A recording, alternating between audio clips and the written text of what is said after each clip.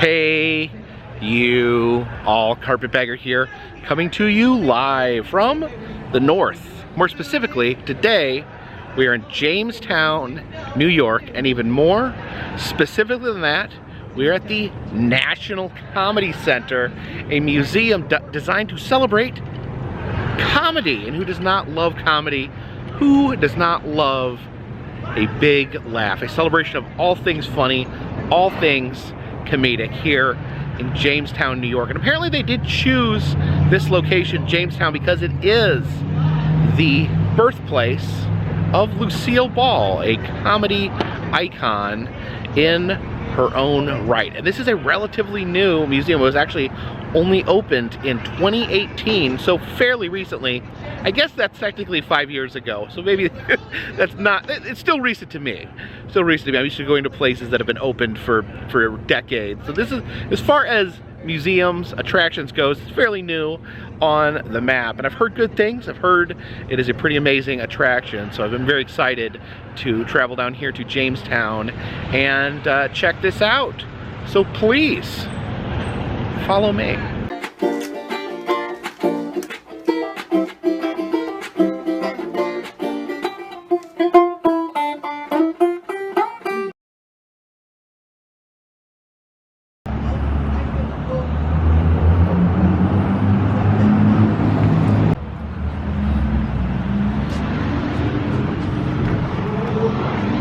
Step into the lobby here.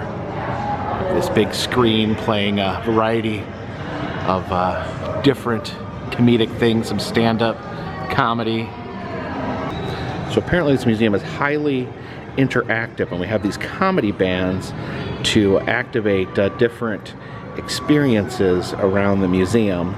But I guess we start here at this kiosk where it says create your profile.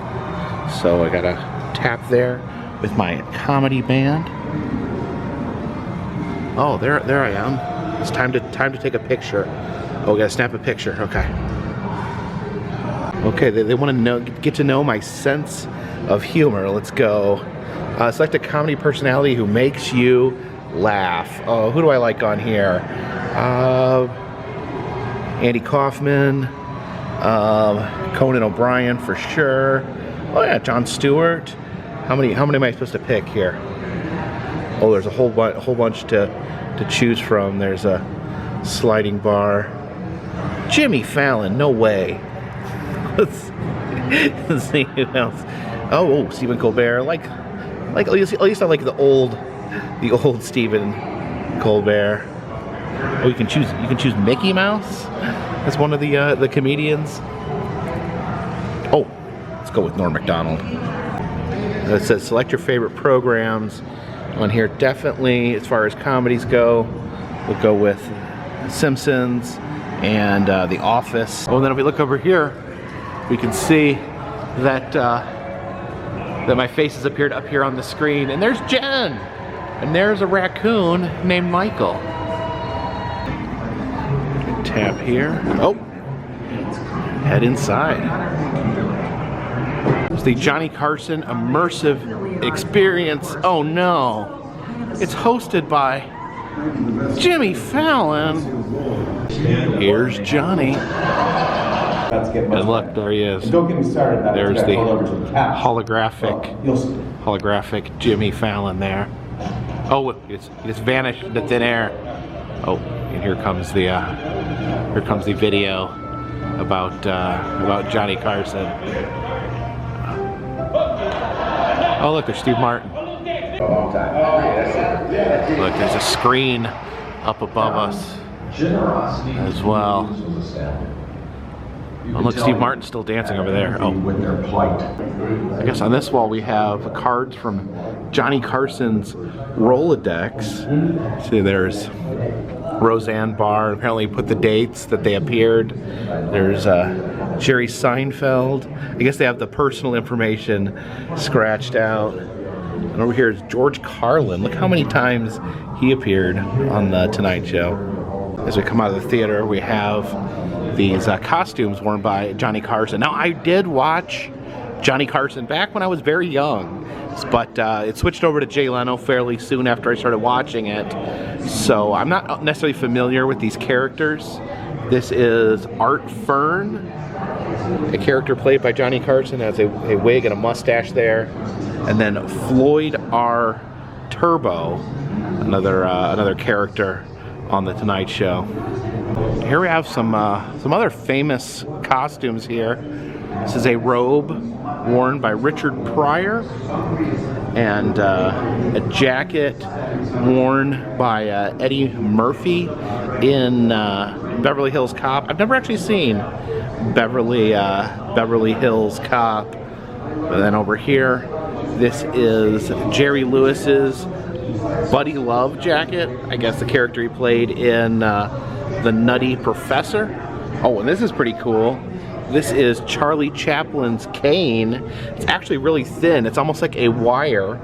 I guess, I don't know, it doesn't seem like that would actually be able to hold up somebody. Maybe it was more for the purposes of doing his act than actually using it to support himself. And then look at that, the iconic polka dot dress worn in I Love Lucy by Lucille Ball, the hometown girl, the girl that inspired the creation of the Comedy Museum here.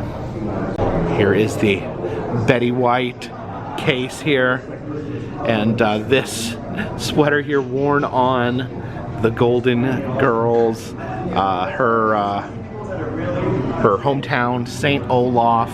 It's a fictional place where she tells stories about ridiculous things that happened in her hometown.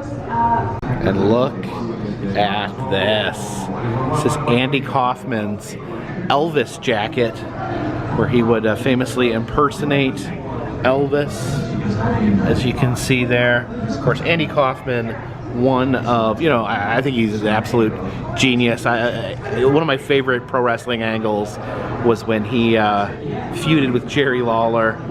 And look at this, actually here a photograph of Andy Kaufman wearing the intergender championship belt. It says Women's Wrestling Champion of the World there on his shirt. And there is the Smothers Brothers outfits and musical instruments. Here is a section celebrating George Carlin. Definitely remember George Carlin, famous for some, you know, some more provocative jokes and comedy about politics and religion. You can see some of his stuff in here. There's one of his outfits. A lot of outfits of comedians in this museum. But then also we have this big file box, and these are all the different jokes. So he would just make jokes and separate them by subject. You can see there's like a religious section. There's a section labeled filth. Section on late night comedy. I guess we use this old-timey camera to navigate here. So we move the camera to look at the different shows here. Oh, we have Warner Brothers Studios for Conan O'Brien there. So I turn the handle here to select, and then we could look around Conan's studio here. And then let's see, we click on the desk. Oh, then it talks about there's Conan in braids with Triumph the Insult Comic Dog.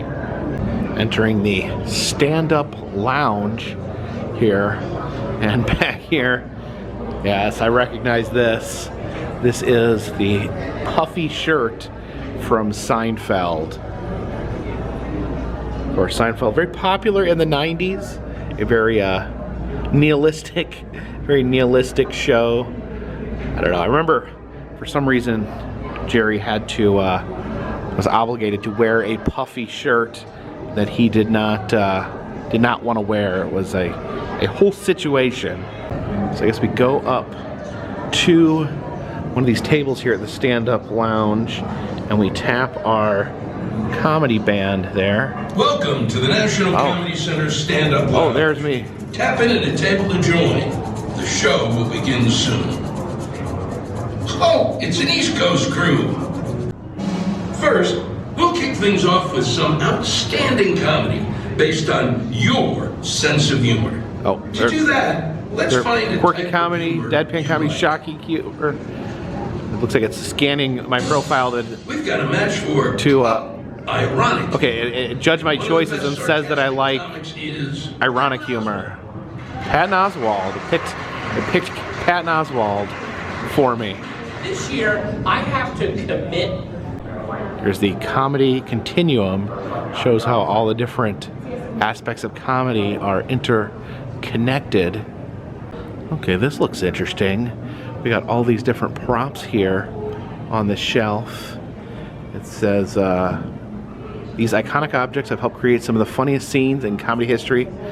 So we take one of the props and we put it on the interactive table. So let's see, we got a dunce cap there, a banana, a cream pie, chattering teeth, an anvil. These are all classic comedy items, but perhaps none more iconic than the rubber chicken. So we'll take it over here. All right, so we take the rubber chicken and put it on the interactive table here. What was that? Oh, let's see. Move prop here for more content. Oh, the rubber chicken's history is mysterious, and some claim the prop originated in medieval times when jesters had ample supplies of chicken corpses. What's perfectly clear is the gag's comic use. Rubber chickens insert an element of absurdity and silliness into any situation. Here's the create a cartoon section. Jen is working on drawing Charlie Brown. Is it hard? On the touchscreen, it's a little difficult. It's like I went off here. Oh, okay. Okay, you gotta draw your own character. What shape is your character's face? Round, oval, or egg-shaped? Round. Okay, round face. Type of glasses. What ones look the most like mine? Those ones? Those ones, yeah. Oh, you're making Crocs on there? Yeah. Clearly it looks like Crocs. Oh wait, I forgot one. Oh well. Ta-da! There you go. I'm a beaver friend. Now write a punchline. You drew yourself hanging out with a beaver. And add my punchline. That's Bucky. Why am I not facing Bucky? I don't know. So there's your punchline. You're saying, yay, Bucky, while you're hanging out with a beaver. I'm not facing him. Like, I'm mad at Bucky, I guess. It's the Hall of Moguls. Can you crack the identity of a comedy legend? Well, I sure bet I can. You're gonna swipety swipe? Hi, Jacob. Some of the greatest minds in comedy are not always the faces you recognize. It's time to guess the mogul. Guess the mogul! Oh, hint 1 of 7. I co-star in this Carl Reiner film about a young man who breaks into acting. In one scene, I make the protagonist squirm as I put on my stockings. I've never heard of this. Another hint. Another hint. I starred with Jack Lemmon in 1967 comedy based off the Tony-nominated Broadway play of the same name. Love? I'm one half of the Grammy-winning comedy duo. I don't know. I don't know who this is. Who is this? I'm ready to guess. Diablo Cody. That's not. No. Who am I? Reveal mogul. Oh, Elaine May. Oh, I should have known that all along. Guess we have this comedy library here. And here's a special exhibit on Marmaduke. Marmaduke, the big orange Great Dane. Do you remember Marmaduke? You read the comics as a kid? And the Sunday paper. Yeah, I remember the Sunday. Yeah, the Sunday had the colored ones, right? Because they had black and white ones during the week, and then they had a full-page color one on Sundays. I don't know. That's actually a good question to ask. Leave a comment in the comment section. Does anyone have newspapers that still have comic strips in them? We have an old-timey radio. I guess they're showing the different ways that comedy has been transmitted over the years. The different forms of radio which have broadcast comedy up to the 1990s and beyond here with the iPod. And I'll tell you what, at this point I'm almost getting sick of seeing iPods in museums. That makes me feel old. We see a wall of funny faces here. It says, "Ham it up, how funny is your face?" That's actually a good question. How funny is my face? Let's swipe the comedy band there. Hi, Jacob. Say cheese comedians get a laugh with just a funny expression. Recommended for you. We'll go with George Carlin. Oh, we have to match the expression there. Okay, okay. Let's see, we gotta get close and try to match my face to George Carlin's face. So there's me trying to make the same face as George Carlin there. All right, Jen, who are you gonna try to be like? Melissa McCarthy. All right, we have to figure it out. All right, so you gotta match the expression. There you go. Kind of close. Oh, so you did another one? What's that? Oh, it's you making it as Lewis Black. Mm-hmm. Oh my goodness, Jen. There's the Zoolander case here. You've got Owen Wilson's Hansel jacket. There's Ben Stiller's snakeskin Derek Zoolander outfit. And then there with the big M on the back is Mugatu, the villain, who was played by Will Ferrell. Speaking of Will Ferrell, there is the infamous Ron Burgundy suit from Anchorman, as well as Jack Black's outfit from School of Rock. Have some great Parks and Rec artifacts here. There's Leslie Knope's Pawnee Goddess uniform. You can see the different patches there. See the Better Club. There's a badge with an outhouse on it. And then down here there's a coffee cup from Pawnee Today, the local news show. But this is amazing. We have all these items from Little Sebastian. Little Sebastian was the beloved pony or miniature horse that lived in the town of Pawnee that sadly died. There is the funeral booklet. There is a black armband with Little Sebastian's face on it.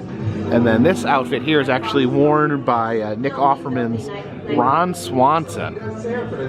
Yeah, they have all these different comedy watching stations where you can swipe your comedy band and it will actually, play comedy suited to your tastes. Here is the wall of internet comedy here. There's the landlord sketch from Funny or Die. The infamous Honey Badger. I remember the Honey Badger. There's Bo Burnham there. It's a tweet from Patton Oswalt. It says, "We're all living drunk history in real time. Election 2016. And then here, it makes me sad, one of the icons of the internet, the late great Grumpy Cat. You're making a meme, Jen? Attempting to. Maybe it'll go viral. Okay, so you pick. Look at that cute little guy. So if you could help me, it's like when appetizers come out, but you're in deep conversation. What do you think? All right, we got to come up with something that's gonna go viral here. He says, when the Carpetbagger sees a dark ride. Okay, that should go viral. Submit that. In this case here, we've got Garth's shirt from Wayne's World as well as Wayne's hat. But then look at this, all this stuff from The Hangover.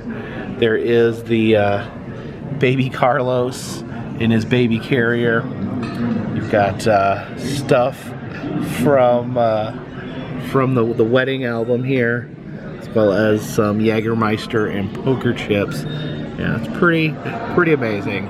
I don't know, I do enjoy The Hangover. I do think it is some good dumb fun. It's a display on In Living Color. I do remember watching In Living Color every week back when it was on Fox. And look at that, we even have a little plushy Homie the Clown. All right, we have come to the Blue Room. Apparently this is the only exhibit that is in the basement. And apparently it is a celebration of the blue comedy, containing such thing as swears and controversial content. Okay, it's unsuitable. So I'll try to edit out anything that is unsuitable for YouTube, but we will brave the Blue Room here. Okay, this is really ominous. You're like going downstairs to the Blue Room. Everything else is on one level. Is it like the movie store with the curtain? Yeah, I think this is the adult section. Like when the little curtained section you couldn't go into when you were a kid. Yes. All right, okay, here we go, in the Blue Room, here. It says blue. Oh, okay. So we gotta use our, Oh, there's another warning. Okay. Here, I will You'll open the Blue Room. Da, da, da. Oh no. Oh, I can't show. George Carlin's words. These are, yeah, I guess these are George Carlin's words. On, you can't say on TV. I don't think if I could show. I don't think I could show this.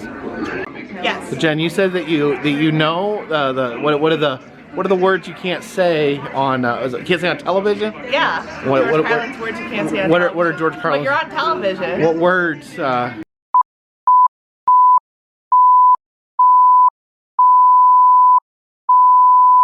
Yeah, here's a whole section on people being canceled for the things that they've said.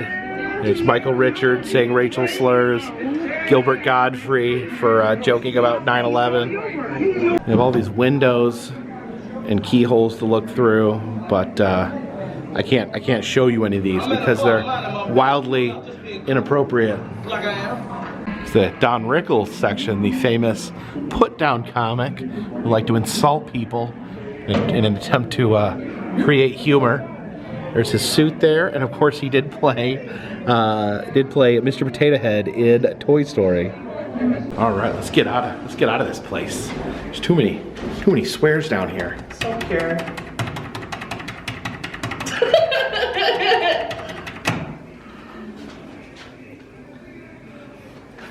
You're trapped. You're trapped in the land of dirtiness. Trapped down here with all these swears. Oh, there we go. There you go. Let's get out of here. Whew. That was pretty intense down there in the Blue Room. I thought it was fun. You thought it was fun? Yeah.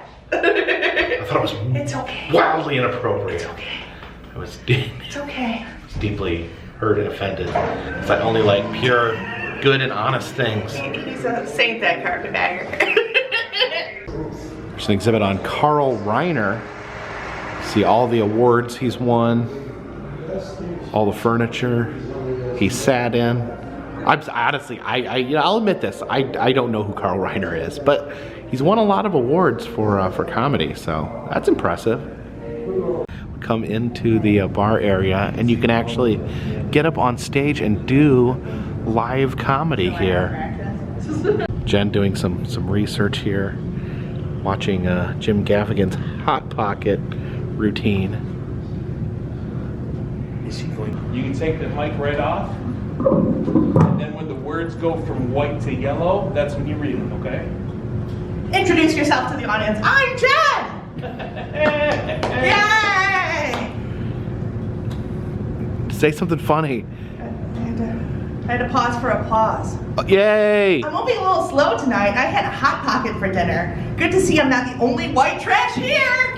Woo! I buy the Hot Pockets. I go into the grocery store and I'm like, yeah, I'll get these. I've never eaten a Hot Pocket and then afterwards been, I'm glad I ate that. I'm always like, I'm gonna die. I paid for that? Did I eat it or rub it on my face? My back hurts. Ow! Ow! Why'd your back hurt? From the Hot Pocket. Oh, sorry. You not get the joke. You never really see that on a menu when you go out to dinner. Let's see. I'll have the Caesar salad and the Hot Pocket. On tonight's specials, we have a sea bass, which is broiled, and we have a Hot Pocket, which is cooked in a dirty microwave. And that comes with a side of Pepto. Is your Hot Pocket cold in the middle? It's frozen. But it can be served boiling, lava hot. Will it burn my mouth? It'll destroy your mouth. Everything will taste like rubber for a month. I'll have the Hot Pockets. Hot Pocket!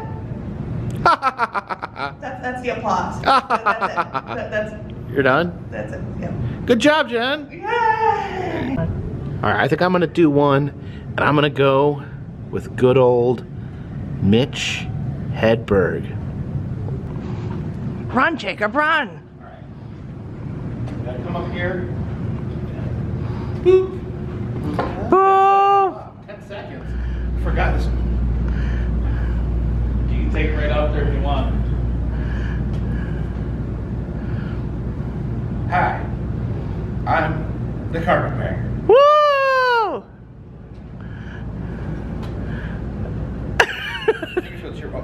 You know, when you go to the restaurant on the weekends, it gets busy. So they start a waiting list. They start calling out names. They say like, Dufresne, party of 2, table ready.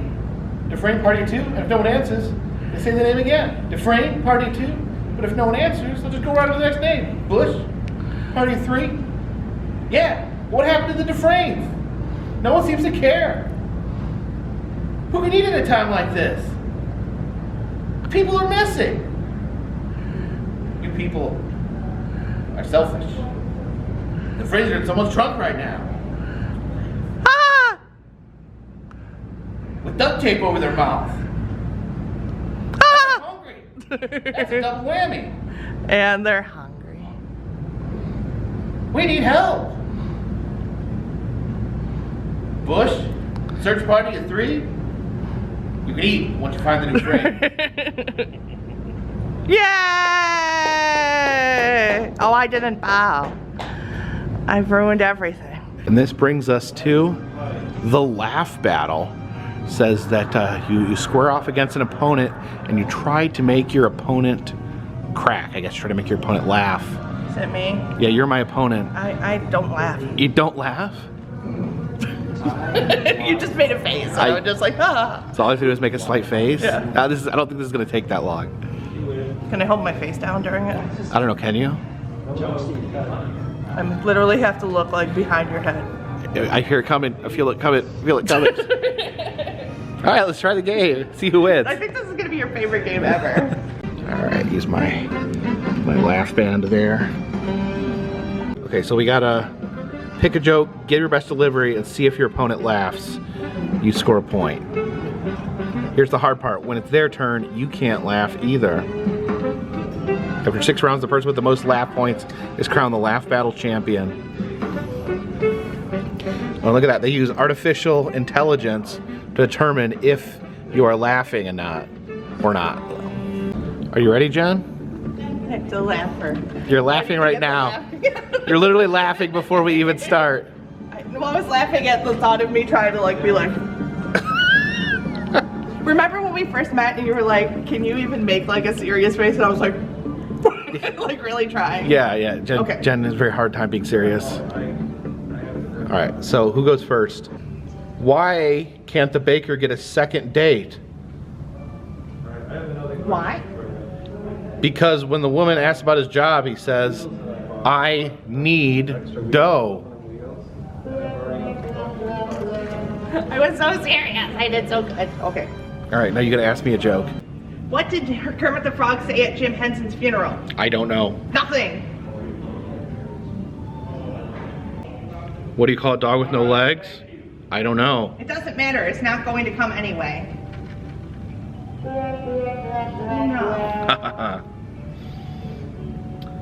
My grandpa said my generation relies too much on technology. I said, no, yours does. Then I unplugged his life support. I was very much like... Stalking is when 2 people go for a long romantic walk together. But only one of them knows about it. Oh, Jen, it's about to crack. Look at her. Yes! I came up with a new word yesterday. What word is that, Jen? Plagiarism. I thought it was funny. Wah, wah, wah, wah. My friend said that onions are the only food that make you cry. So I threw a coconut in his face. A coconut in his face, you say? Yes, to make him cry. Oh, because it would cry because it would hurt his face. Yes. Blocked. If you're supposed to learn from your mistakes, why do some people have more than one child? That's just kind of mean. Then why are you about to start laughing? I'm not. You made a mean one. Oh. That was not nice. What should you say when someone hands you their baby? What? No thanks. I'm a vegetarian. Oh. Yay. Hey. All right, now I'm listening. This is not a good joke, just for the record. The other option was good. This is not a funny joke? The other day, my coworker asked if I was all right. I told him, no, I have half left.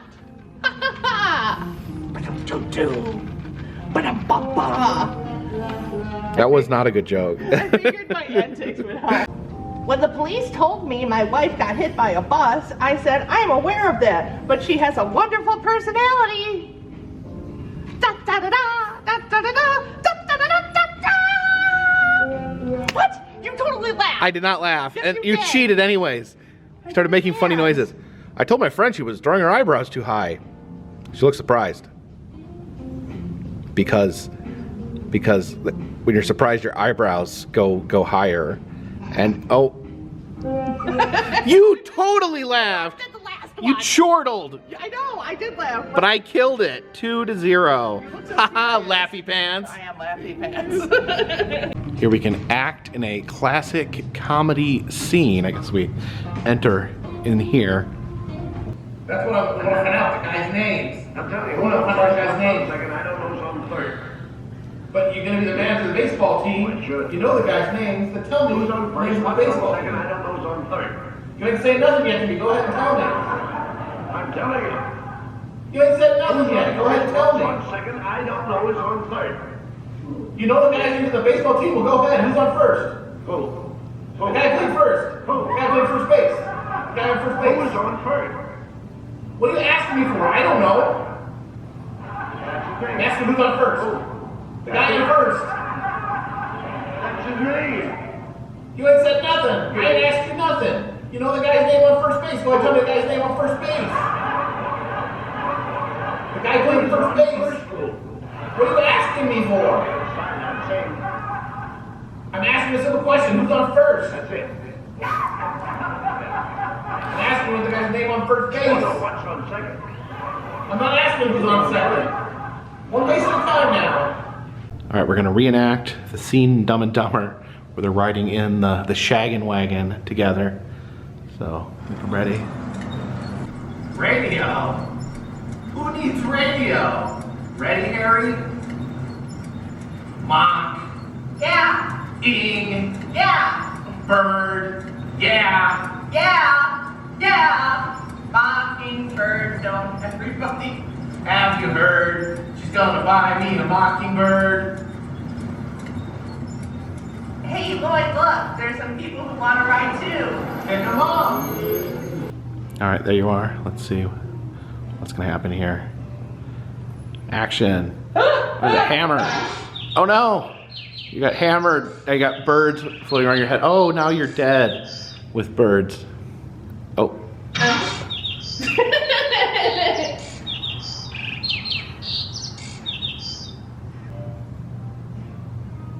Oh no, you got a pie in the face.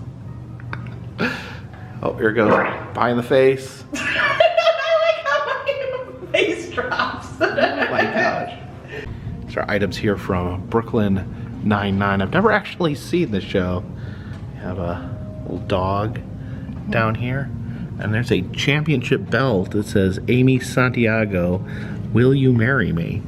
So you enter in here, the final room, and it analyzes your sense of humor. So let's see. Hey Jen, looks like you had a great time today.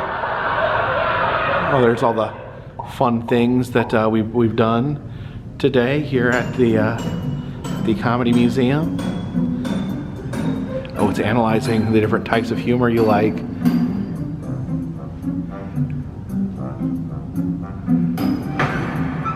It says number 3 is satire and topical. Number 2 is slapstick. And your number 1 favorite type of humor is observational. So you like Jerry Seinfeld, or? I do really actually like Jerry Seinfeld. All right, time to analyze my sense of humor there.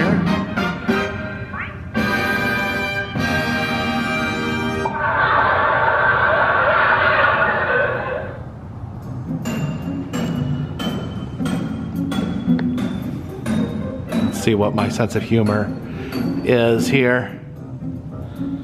Let's see. Observational, number 3. Number 2, absurd, surreal. And number 1, irony and sarcasm. I don't know, what do you guys think? Does this match me? That sounds right. It does sound right? Yeah, I wasn't sure. Absurd, surreal, and irony and sarcasm. Absurd, surreal, irony, sarcasm. There's a joke to go. So you tap there and, oh, there's a joke. What does it say? Hey Jen, how many apples grow on a tree? How many? All of them. All right, let's see what my joke to go is.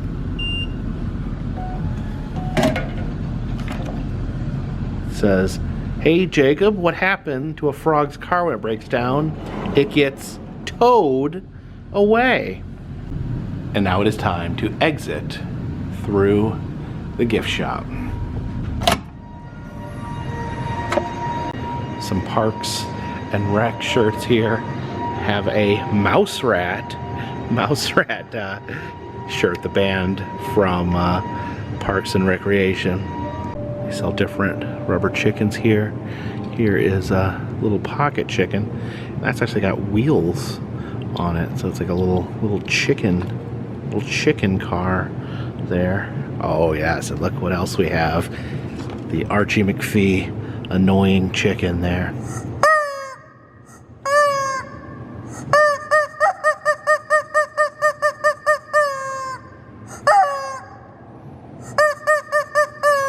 My main complaint, not annoying enough.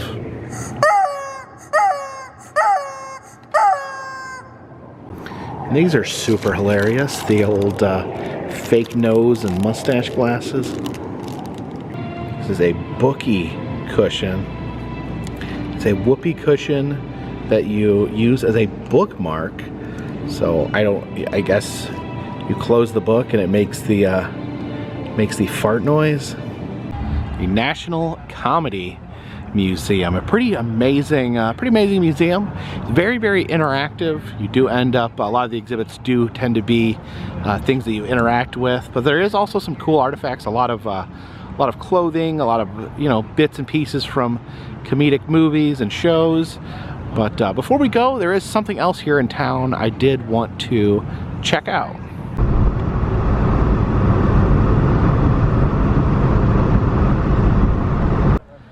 Come over here to the town of Celeron, New York, which is actually the birthplace of Lucille Ball, who inspired the creation of the National Comedy Museum. And here at Lucille Ball Park, we have a statue of Lucy, and this has become somewhat of a infamous statue here. It has been known as the Scary Lucy. This was unveiled in 2009 and actually went viral because people said it was ugly. People said that she had a creepy look on her face, that her teeth were weird, that the whole thing was disturbing, and that it didn't look like Lucy. Of course, you can definitely tell it is Lucy because she has the bottle of Vita Mita Vegemin there, as well as a spoon there where she is selling the Vita Mita Vegemin. But yeah, this was a whole scandal here in town. The people of the town were embarrassed. The sculptor that made the statue was so embarrassed by the viral sensation that he quit sculpting. He sold his foundry and retired completely from sculpting. So they actually decided to do a redo, and they actually built a second statue of Lucy over here. So they had a brand new statue of Lucy commissioned, and here it is. This is known as the Lovely Lucy statue, the other statue being known as the Scary Lucy statue. So yeah, you could definitely see this one looks a little more like Lucy, looks a little more lifelike. It actually has some color to it. A very nice statue, and see she's actually standing on a Star of Fame from the Hollywood Walk of Fame there. So yeah, a very beautiful statue, a very good likeness of Lucy. But yeah, they did. Once they had the new statue, they needed to do something with the old statue. They could have, you know, crushed it, had it compacted. They could have thrown it in that lake right there. But they decided that there was room enough in this park for 2 Lucys. And so there stands 2 Lucys here in the same park. What do you guys like better? Do you like the OG Scary Lucy, or do you like the new Lovely Lucy? Over here by the water, we have this incredibly tiny lighthouse over here. I don't know that I've ever seen a lighthouse that tiny. So thank you for joining me today as we visit the National Comedy Center, as well as the Scary Lucy statue. Like I said, the museum is really interesting. It's very interactive. You know, so it does rely heavily on screens and interacting with those screens, but it's very well done, and they did a great job of putting it together. And then definitely had to come over here and check out this infamous Scary Lucy statue that I have heard so much about. But thank you guys for watching these videos. Again, if you like these videos, please subscribe. I'll let you know when new videos come out. And I travel around the country.